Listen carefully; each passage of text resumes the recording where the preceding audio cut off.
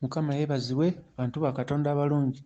Mbabuuzaako mu linnya lya Mukama waffe Yesu Kristo, era nga twebaza Mukama waffe olw'otuwa omwoyo we omutukuvu n'atukulembera okubeera nga tutambulira ku kkubo eryo ettono effunda erirabibwa abatono, era ng'omwoyo omutukuvu ye muyambi ku kkubo eryo atulaga eky'okkola, n'atulaga wano tambula mpola, wano yanguwa, wano kola bw'oti. Oyo ye mwoyo omutukuvu y'atuluŋŋamya, era nga oyo gw'aluŋŋamya ye mmeeme zaffe, si emibiri naye emmeeme, kubanga emmeeme eno y'eri mu kutambulira ku kkubo eryo ettono, eryo ettono eriringa akawuzi emmeeme ly'etambulirako. Era nga olwaleero tugenda kwogera ku nsonga y'okuwulira n'omutima, okwawula ekyo ekiri mu mutima n'okwawula ekyo ekiri mu birowoozo, nga kino kibuuzo eky'omuweereza wa Mukama eyabuuza n'agamba yali yagadde Katonda aba tusobosezza twogere ku nsonga eyo, okwawula ekyo ekijja mu birowoozo n'ekijja mu mutima. Tukyawula tutya? Kubanga ye Mukama waffe ayogerera mu mutima bw'aba ayogera n'omuntu, ate omulabe Sitaani oba ensi eno yo eyogerera mu birowoozo, naye Mukama ye ayogerera mu mutima. Era nga omuntu yenna nga yalokoka, mazima Katonda yali ayogeddeko naye. Buli muntu eyawaayo obulamu bwe eri Yesu Kristo n'ayaniriza Yesu Kristo ng'omulokozi we, bwe yeetegereza obulungi, Katonda yali ayogeddeko naye. Teri ayatula n'alokoka nga Katonda tayogedde naye, bw'aba nga ddala okulokoka kwe n'okwatula kivudde ku mutima nga ddala kye kiseera kye. Kubanga waliyo asobola okwatula naye ng'akikoze olw'abo abamwetoolodde, oba oluusi nga bayise abaagala okulokoka n'alaba ng'abantu b'atudde nabo bonna bawanise emikono, ye n'awanika lwakulaga balala aleme, kubanga si yekka y'asigadde. Soogera ku oyo, njogera ku ono nga munda mu ye afunye okulumizibwa n'agamba kandokoke. Kubanga omuntu alokoka mu ngeri entuufu awulira olutalo munda mu ye, ng'ebibuuzo bingi ebijja munda mu ye, ebibuuzo nga osooka ne weebuuza muli bazadde bange oba ab'emikwano oba aba famire banaakiraba batya era banaalowooza batya nga ndokose nga nvudde mu ddiini. Olwo olutalo lubeera munda mu ggwe, n'osooka olowoozaamu. Oluusi Sitaani n'aleeta n'ebirowoozo okutiisa abatuddewo n'ogamba ne gundi anandaba nti ndokose, ne gundi gwe mbadde nnyo naye omwenge, ne gundi gwe mbadde ngenda naye mu kifo bwe kiti bonna balabe nti ndokose.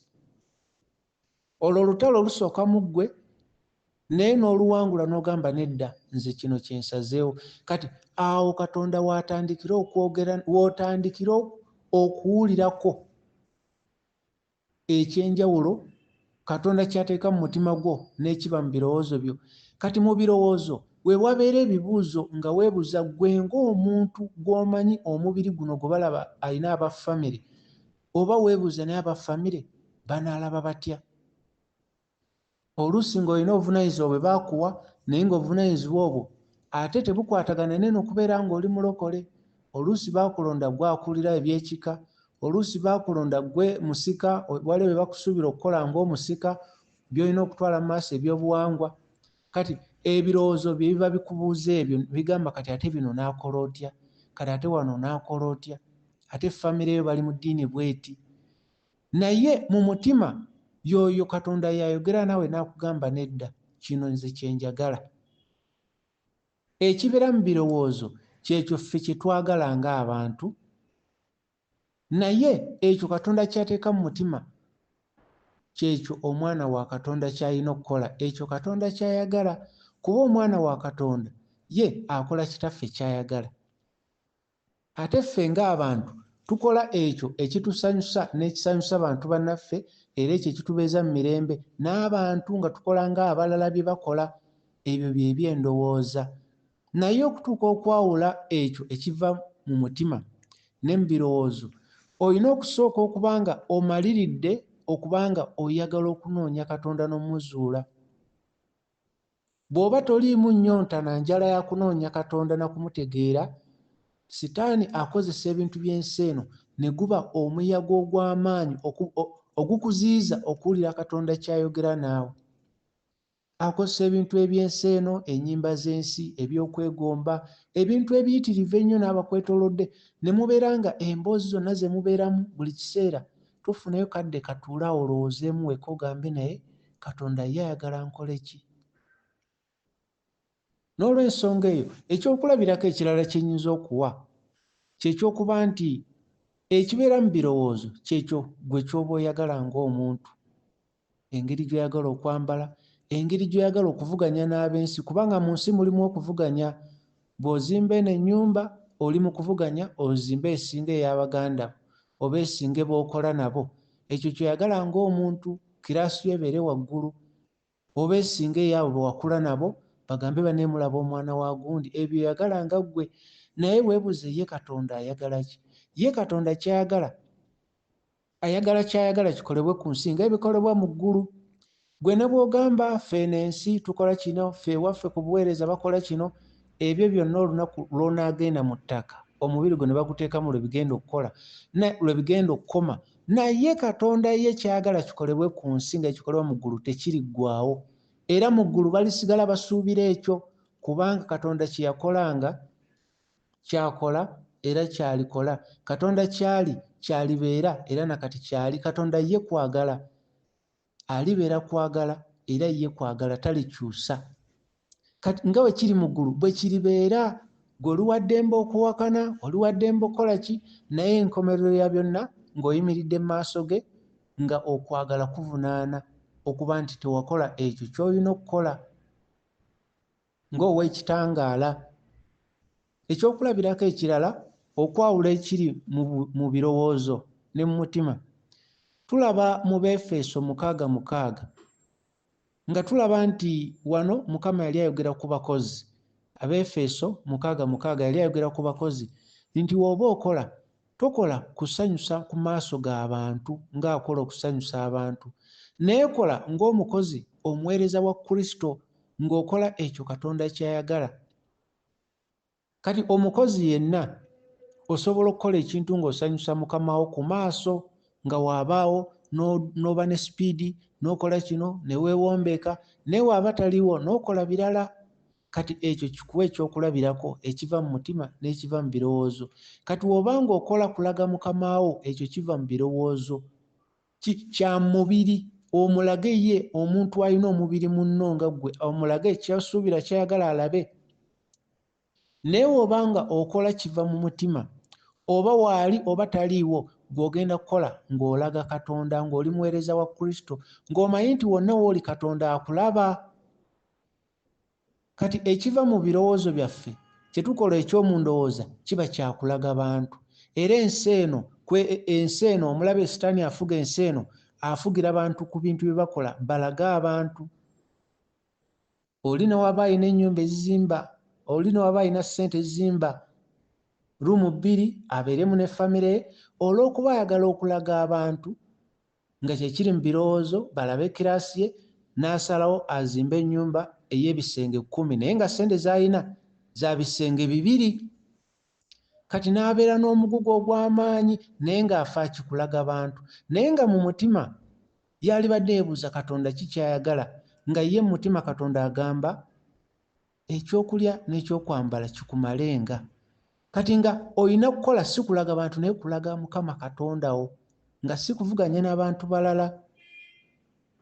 Kati okwawula ekiva mu mutima ne mu birowoozo kitandikira gwe kusalawo kunoonya Katonda n'omutima gwo gwonna n'emmeeme yo yonna.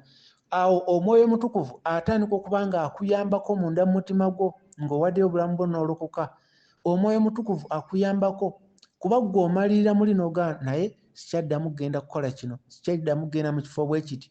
Okisalawo ggwe nga ggwe, kubanga okwawula ekiva mu mutima ne mu birowoozo kiva ggwe ku nkolagana yo ggwe ne Katonda, ate n'enkolagana ya kinnoomu, si y'abantu, si ya buweereza, ya muntu ggwe bw'omu.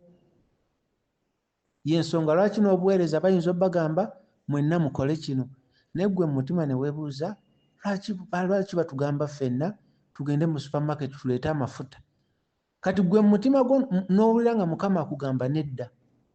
Newankubadde wano mu mubiri babagamba mwenna Musumba agambye mukole kino, naye gwe mu mutima n'ogamba Katonda ye kyayagala tukole. Kati eno ku nsi ne balaba nga gwe omujeemu, naye ng'Omwoyo Mutukuvu ye mu mutima gwakubuuza, Yesu alina be yatuma amafuta bajje agabateekeko, nga mu mutima gwo weebuuza Kristo ow'omwoyo ali munda mu ggwe, ate ayagala ogula amafuta otambule nago, nga buli w'obeera mu nsawo yo olaba nga alina Katonda wo, w'ogeerabira ewaka n'olaba nga yeerabidde bukuumi bwo bwonna bwerabidde ewaka, olwo baba tutemu kusinza kirala. Kati Katonda ye ayagala tubeere nga tuwuliriza ekiri mu mutima gwaffe, kuba mu mutima Katonda w'ayogerera. Mu mutima Katonda w'ayogerera. Singa Mukama akulaga omubiri gwo n'akulaga n'omwoyo n'akulaga emmeeme, ojja kulanga omubiri gwo n'omwoyo nga emmeeme eri mu makkati. Buli lw'owuliriza ebiri mu ndowooza yo, emmeeme eyo ekyuka n'etunuulira omubiri. Olwo eba egoberera mubiri. Buli lw'ogoberera ekiri mu mutima gwo, oba ne weebuuza mu mbeera eno Yesu yalikoze atya singa yabadde mu mbeera yange gye ndimu. Awo we weebuuliza ekyo, emmeeme eyo eba eri mu kukola ttaani ekyukire etunuulire omwoyo. Kati buli emmeeme eyo lw'etunuulira omwoyo, mubiri eba teriiyo. Buli emmeeme eyo lw'etunuulira omubiri, mwoyo eba teriiyo. Kati emmeeme eyo weekyuka n'etunuulira omwoyo, olwo obeera mu mwoyo. Okubikkulirwa kwonna Mukama kwatuwa tubeera mu mwoyo. Olaba mu kubikkulirwa, Yokaana eyaweebwa okubikkulirwa atandika agamba bwe nnali mu mwoyo. Kitegeeza Yokaana emmeeme ye yali atunuulidde mwoyo si mubiri.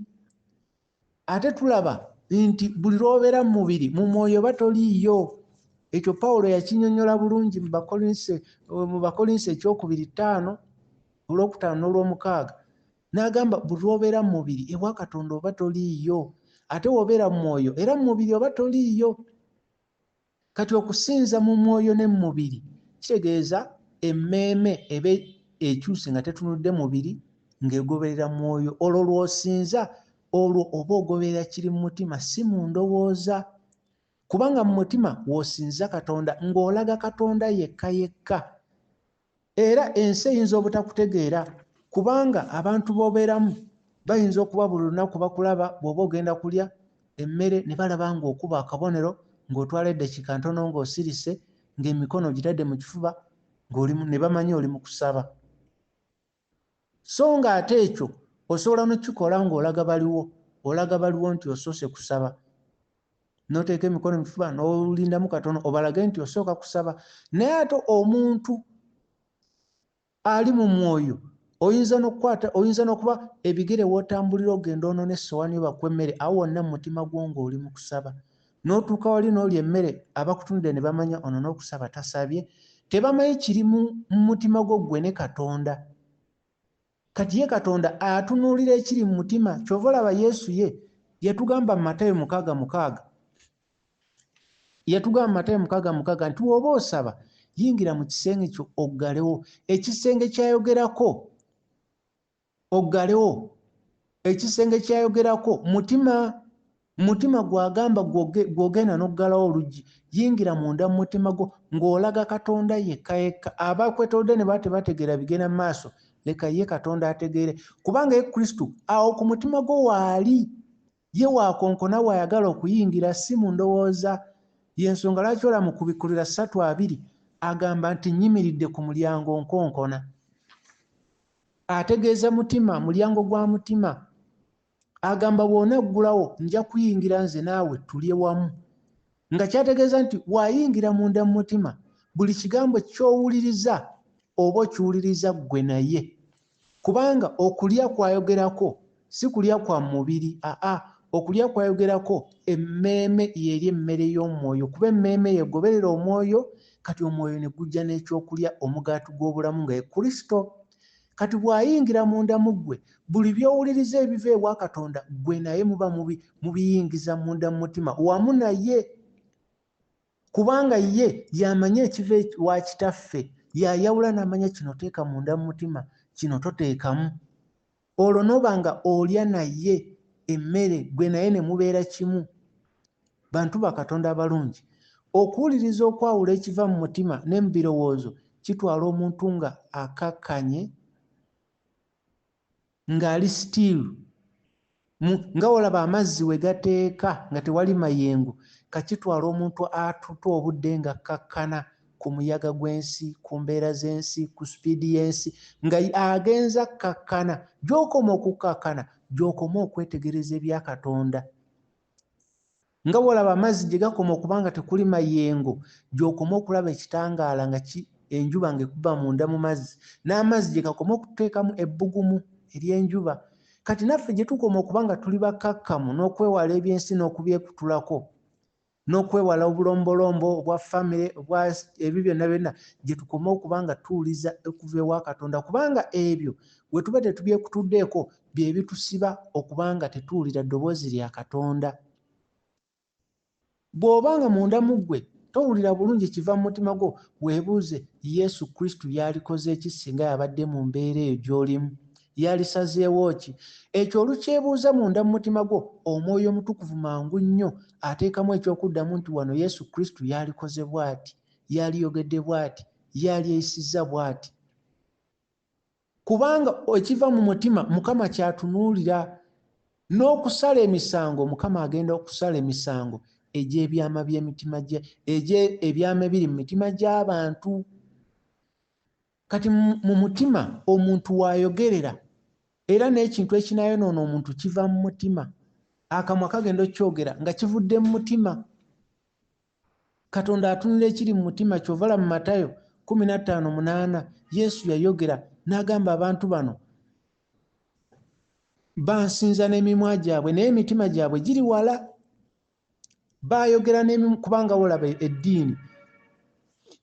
eddiini basobola okutendeka okuyimba oluyimba nga lugenda mpola, nga lulinga olw'ekisa, kati ng'aluwuliriza agamba tufuna oluyimba lusinza Katonda, naye ng'aluyimba kabeere mutamiivu, kabeere ani, olw'okuba ayimba bw'atyo mpola mpola, kungulu kuno ne tulowooza nti luno oluyimba mutuufu lwa Katonda, naye nga ye Katonda atunulira ekiri mu mutima.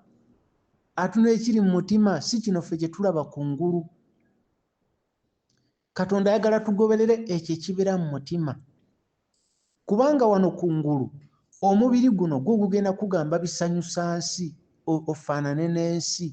Katonda watugamba nti goberera ky'okkiriza, togoberera ky'olaba. Walk by faith not by sight. Okukkiriza kuno faith ebeera mu mutima, kubanga ky'olaba ku maaso kigenda kukubuzaabuza. Singa Dawudi yagendera ku kyalaba ku maaso, yalitidde Goliyaasi, n'alaba obuwanvu, n'alaba obunene, n'alaba ebyokulwanyisa, naye teyagoberera kyalaba n'amaaso, naye yagoberera kyakkiriza mu mutima gwe nti Katonda wa Isirayiri agenda muwanguza, eyamuwanguza empologoma. N'olw'ensonga eyo naffe buli kimu kye tukola tuwulirize ekyo okukkiriza kwaffe kwe kigamba. Amaaso go yes nga gakulaga nti ensi yonna yeeyisa bw'eti, era mu buweereza bakola kino, mu mutima gw'osuubira kiki? Mu mutima gw'osuubira Kristo singa yabaddewo, abadde ajja kubanga akola ebyo by'olaba abasumba bye bakola? Osuubira Yesu Kristo bye yalikoze? Kati mu mutima gwo Omwoyo ajja kuba akulaga. Tujjukire lino ekkubo ttono n'abaliraba batono ddala. Bino ebintu bye twogerako abalina obudde okubiwuliriza batono, kubanga abangi omulabe abibajjako. Abalala balabulabika audio kaddakika nga nnyingi n'agamba bino tebijja kunnyamba n'abivaako. Abawuliriza bino batono, kubanga bino byetaaga okukkakkana ku mbeera y'ensi n'ogamba nedda kampulirize kino. Mukama watugamba nti goberera omwoyo, ogoberera omubiri, aba ayogera na mmeeme. Kati emmeeme buli lwekyuka bw'eti n'etunuulira omubiri eba evuddeyo mu mwoyo, olwo eba egoberera mwoyo. Ate emmeeme buli lwekyuka bw'eti n'etunuulira omwoyo, olwo eba egoberera mwoyo, eba egoberera ekiri mu mutima. Era abantu ba Katonda abalungi, ebiseera bingi munda mu ggwe osobola okuwulira, osobola okumanya nti kati munda mu nze ndi mu kukyuka, kati ngoberera mwoyo, n'omanya kati ngoberera mubiri. Ekyo Yokaana yakimanya, kyova olaba yagamba nti bwe nali mu mwoyo, bwe yali mu mwoyo, kubanga yamanya munda mu ye nti kati aba atambulira mu mubiri wanaabeera mu mwoyo, n'amanya nti bwe nnali mu mwoyo okubikkulira kwonna kwonna kwe yafuna yali mu mwoyo. Kitegeeza byonna byayogera bya mu mwoyo, byonna byonna byayogera bya mu mwoyo, bwe nnali mu mwoyo. Kati atategedde ekyo nti yali mu mwoyo, obeera ogamba ate n'agamba ekkanisa y'egindi, ate ekkanisa y'egindi, bino bintu bya mu mwoyo si bya mu mubiri. Era omutima kyekifo kwegamba kyekifo ekyekyama, the separate place we tusinkana Kristo, kyekifo ekyekyama awali enkolagana ne Kristo. N'okutukuzibwa kwa mu mitima. Ebikola by'Abatume 15:9 agenda kutukuza emitima. Era bagenda okutukuza mu mutima aba bateekateeka kumulaba. Blessed are the pure for they will see God.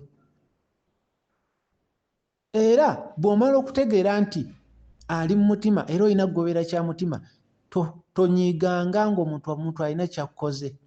Manya nti mu mutima buli kimu Katonda akireeta olw'ekigendererwa kye. Buli kimu Katonda akireeta olw'ekigendererwa kye. Era tonyiiga oba b'obeera nabo bakunyiigidde, bakuwakanya, baagala kulwana. Tonyiiga. Ensonga lwaki tonyiiga? Katonda yabakkiriza beeyise bwe batyo. Jjukira Musa. Somako mu Exodus 10 olusooka. Exodus 10. Somawo olabe olusooka. Ojja kulaba Mukama ng'agamba Musa nti genda ewa Falaawo, naye Mukama n'amugamba nti ey'oluzungu egamba hardened his heart. Katonda ye yagumya omutima gwa Falaawo gubeere ng'ejjinja. Ate kino Mukama akigamba Musa.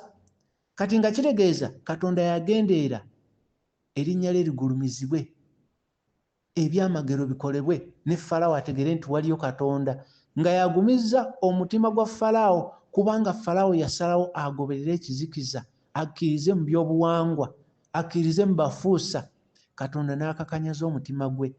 Kati naawe olwaleero tonyigira abo abawakanya, tonyigira abo abakambwe ng'obabulidde ebya Katonda. Manya nti nga Falaawo omutima gwe gwakakanyizibwa, Mukama asobola okukakanya omutima gw'omuntu yenna akwetoolodde olw'erinnya lye okuweebwa ekitiibwa. N'olwaleero tulaba Falaawo kye yayitamu, tulaba abaana ba Isirayiri mu kusala omugga amazzi ne geeyawula, tulaba erinnya lya Katonda nga liweebwa ekitiibwa. Kati nga byonna Katonda yali abimanyi. Naawe abo bonna abakuwakanya, abo bonna boolaba nti temukkaanya, Katonda agezaako okukulaga nti omwoyo akulimu si y'abalimu. Singa omwoyo akulimu y'ababadde mwalibadde mukkaanya kimu. Kati mu mutima gwo tonyiiga, wabula weebaze Mukama nti nga bwe yakosa Musa naawe ali mu kukosa ku mulembe guno. Era tonyiiga, wabula gwezannya paati yo okole ekyo Yesu kye yalikoze. Weebuuze mu mbeera eno Yesu yalikoze eki? Omwoyo Omutukuvu ajja kuba aleeta ekyokuddamu akulage nti Yesu Kristo omwana wa Katonda akola ekyo kitaffe kyayagala. Era Omwoyo Omutukuvu ajja kuteeka ekyokuddamu mu mutima gwo nti kati Yesu Kristo yalikoze kino. Mu mutima gwo beera nga weebuuza mu mbeera eno Yesu Kristo yalikozeewo ki? Ekyo ansa Mwoyo Mutukuvu gy'anateeka mu mutima gwo, ekyo kye kiva mu mutima. So nga ate mu bwongo bwo, mu magezi gaffe ng'abantu, amagezi gaffe gaba gatugamba omuntu omulala yenna yalikoze eki. Olabye enjawulo? Amagezi gaffe gatugamba omuntu omulala yenna yalikoze eki. Naye wali oba ogamba ne Yesu Kristo ye yalikoze eki. Kuba amagezi gaffe ng'oli akunyizizza ng'akuyombesa, amagezi gaffe gaali gambye omuntu yenna anyiiga. Naye munda mu ggwe obwebuuza Yesu Kristo yalikoze eki. Omwoyo Mutukuvu ajja kujjukiza Yesu Kristo ng'ayogera abaamukomera nga ga kitange basonyiwe kubanga kye bakola tebakimanyi. N'olw'ensonga eyo okwawula ekiva mu birowoozo byaffe n'omutima gwaffe, ekijja mu mutima kyekyo Katonda ky'aggamba, kiba kya mirembe ate kiba kikyo ggwe si kyabalala bonna bonna. Kiba kikyo nga kisanyusa Katonda si bantu. Naawe osobola okuba nga si kye waliyagadde naye nga kye kirungi mu maaso ga Katonda. Kati ekyo ekirungi mu maaso ga Katonda kyekyo ekijja mu mutima Katonda ky'ayogera naffe nga kikyo. kiringa ngawo nabanga ogenda oba kulya mmere mu mutima gwo nojja ngo ovudde eri olina enkolagana ne Katonda, osaba otendereza mu mutima, era bagenda okuwa emmere oyimiridde okwatawo tessowaani mu mutima gwo ng'oli mugamba Mukama weebale nnyo olw'ekyokulya kino. Mu mutima gwo nojja n'otuula n'otandika okulya. Abakulaba abatabulira kiri mu mutima gwo bo basobola okutandika okugamba olaba n'okusaba tasaba, ate agamba mulokole, kati ali mu kulya n'okusaba tasabye. Kati eby'omu mutima we biti bibeera biba wakati wo ggwe ne Katonda. Ensi tesobola kukutegeera, era ensi etegeera kirala okusinziira kyeraba, naye ggwe ogoberera ky'okkiriza. Ky'ova Mukama atugamba goberera ekyo ky'okkiriza, tambula olw'ekyo ky'okkiriza, si ekyo ky'olaba. Bw'oba ogenda wantu togenda kuba mu kutunulako, ogenda okulaba nga we walungi bonna gye bagenda. Tambula gwe ky'okkiriza mu mutima nti we watuufu. Ky'okkiriza mu mutima si ky'olaba, kuba ky'olaba ojja gamba naye abantu bonna ndaba bagenda eri, nange kaŋŋende eyo. Abantu abo bonna tebayinza kuba nga bagoberera bulimba. Katonda akugamba goberera ekyo ky'okkiriza, kubanga abaalaba n'amaaso gaabwe ne Yesu Kristo tebaamutegeera. Kati ffe ebyaffe bya kukkiriza. Mu Katonda ffe tusooka na kukkiriza. Tulina kukkiriza n'oba kubanga mu kukkiriza muno mu mutima weewali okusalawo, weewali wiiru okukola ekyo Katonda ky'ayagala, okubanga omutima gwe gusalawo. Kubanga ne bw'ogamba bugambe, ne bw'ofuna muli mu mutima n'osalawo obeeko omuntu gw'ogenda okuyamba, mu mutima okirowooza obulowooza n'okkiriza nti mutuufu kange n'ennyamba omuntu gundi. Ne bw'oba tonnatuukayo, Mukama aba akuwadde empeera, era essaawa eyo singa ova mu bulamu bw'ensi eno, empeera y'ekyo ogenda nayo. Ate era mu mutima singa osalawo nti kaŋŋende mu kifo bwe kiti, ng'ekyokulabirako n'ogamba kaŋŋende mu bbaala, kogende mu bbaala onywe omwenge, n'ogamba kogende mu bbaala, naye n'ova mu bulamu bw'ensi eno nga mu bbaala obadde tonnatuukayo, mu mutima mu bbaala oba wagendayo era oba watuukayo. Mu mwoyo kiba kyawedde dda. Kati Katonda ye atunulira nnyo okusalawo kwaffe mu mutima, kubanga mu mutima weewali wiiru. Era Omwoyo Mutukuvu ayinza n'okugamba nti kati essaawa zino saba. Kati gwe muli n'obugambo oba kanindeko, nja kusaba kanindeko eddako. Mu mutima gwo Katonda aba alaba nti ojeemye. Gw'oba ogamba kasita kanindeko awo mu maaso awo, naye nga mu mutima gwo otegedde Katonda akugamba kusaba. Ye alina ensonga lwaki agambye kusaba. Anoonya okusalawo kw'omutima gwo kuli sayidi ki. Katonda anoonya wiiru, okusalawo kw'omutima gwaffe.